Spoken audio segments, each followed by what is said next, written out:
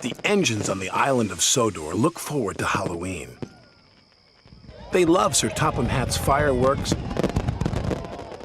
and the children dressing up as wizards and witches.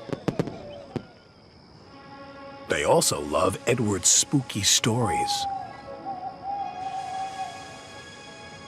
They say that on Halloween, the ghost engine returns to the smelters looking for his lost whistle. Ooh, ooh, ooh, ah, spooky, the engine said, all shivering a little. Later, Sir Topham Hatt arrived. Thomas, Percy, and Duck, I have a special job for you. You are to collect some scrap from the smelter's yard tonight. On Halloween? Don't worry. You will be back in time for the fireworks. Percy isn't worried about missing the fireworks, teased Thomas. He's a scaredy engine. I am not called Percy, but he was a little. At the smelters, all Percy could think about was Edward's ghost engine. Thomas knew Percy was scared, so he teased him even more. What's that up there? Thomas squeaked.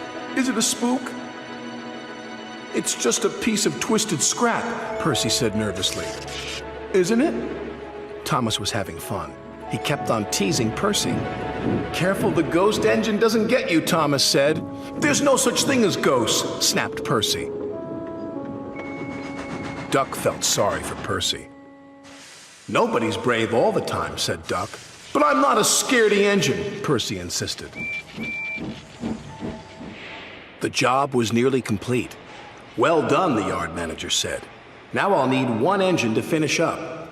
Duck wanted to pay Thomas back for all his teasing. Please, sir, he said. I'm sure Thomas wouldn't mind staying. Of course not, Thomas boasted. I'm not a scaredy engine. So Duck and Percy left.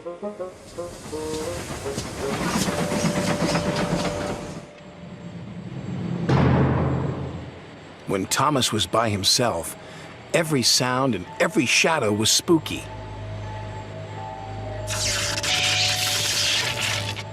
He was beginning to feel very scared.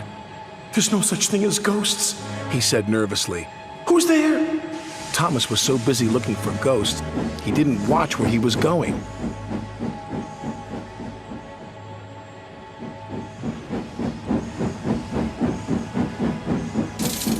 The chains felt like ghost fingers. Something's got me! Thomas wheeshed and set off an old steam whistle. Ghost whistle, said Thomas, and he raced away as fast as his wheels could carry him. The ghost engine is after me! It was naughty of Thomas to tease you, Percy, said Duck. He was only playing, said Percy. I hope he hurries up. I wouldn't want him to be late for the fireworks. He's after me! I don't think he'll be late, said Duck. Duck and Percy joined the other engines for the fireworks.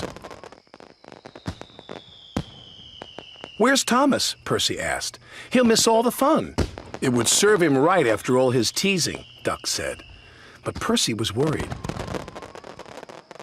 He went to look for his friend.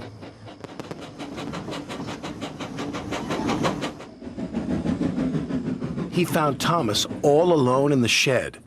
Are you all right, Thomas? He said. Yes, I'm sorry I teased you, Percy, Thomas said. Duck was right. We all feel scared sometimes. And we all have to say sorry sometimes, said his friend. So come on, Thomas. We can watch the fireworks just as well from here. And he was right.